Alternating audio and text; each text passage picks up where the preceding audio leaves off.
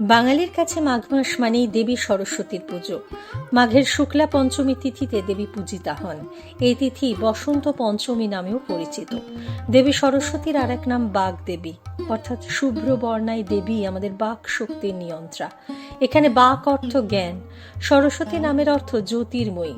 সাধারণভাবে জ্যোতি মানে আলো, আবার জ্যোতিকেই জ্ঞান রূপে অলঙ্কৃত করেছে বেদ।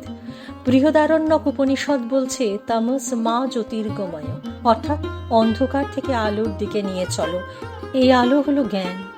দেবী সরস্বতী জ্ঞান শক্তিতে পরিপূর্ণা, তাই তিনি জ্যোতির্ময়ী। সরস্বতী আমাদের জ্ঞান, বিদ্যা, বুদ্ধি ও মেধা প্রদান করে থাকেন।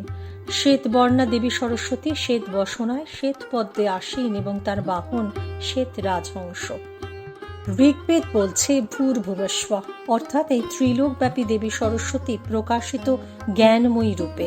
সংস্কৃত ভাষায় সরস্বতীর আর এক অর্থ যাতে জল রয়েছে এমন। লুপ্ত সরস্বতী একদা ছিল বিপুলা তটিনী ও স্রোতস্বিনী।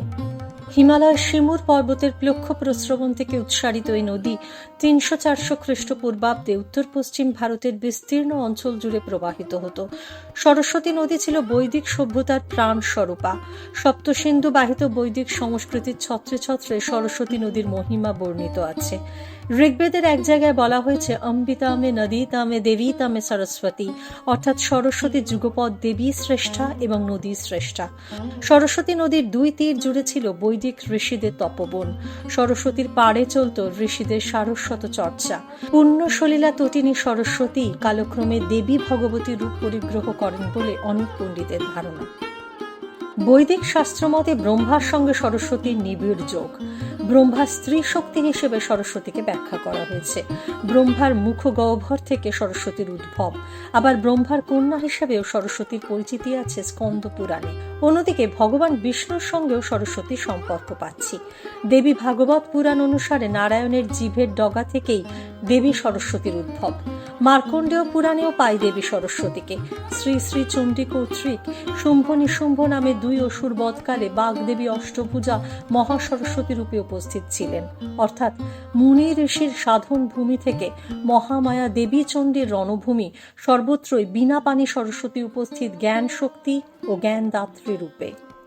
ভগবান বিষ্ণু কৃষ্ণ হয়ে ধরায় এসে জ্ঞানদায়িনীকে বর প্রদান করেন। পুরাণের একটি কাহিনীতে পাই মাঘ মাসের শুক্লা পক্ষের পঞ্চমী তিথিতে বৃন্দাবনে দেবী সরস্বতীর পুজোর প্রথম প্রচলন করেন শ্রীকৃষ্ণ।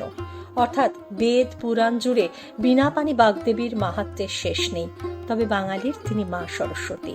ভারতের অন্যত্র দেবী সরস্বতীর বিগ্রহ ময়ূর বাহনা এবং তিনি চতুর্ভুজা। বীণা বাদনরতা দেবীর এক হাতে অক্ষমালা, আরেক হাতে বেদ পুস্তক। রাজহাঁসের পিঠে আসীনা বাঙালির সরস্বতী দ্বিভুজা।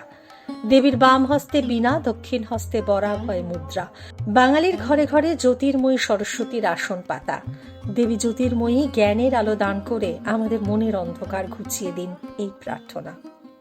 ভিডিওটি ভালো লাগলে লাইক করুন, শেয়ার করুন আর অবশ্যই সাবস্ক্রাইব করুন ইনফোয়ানা।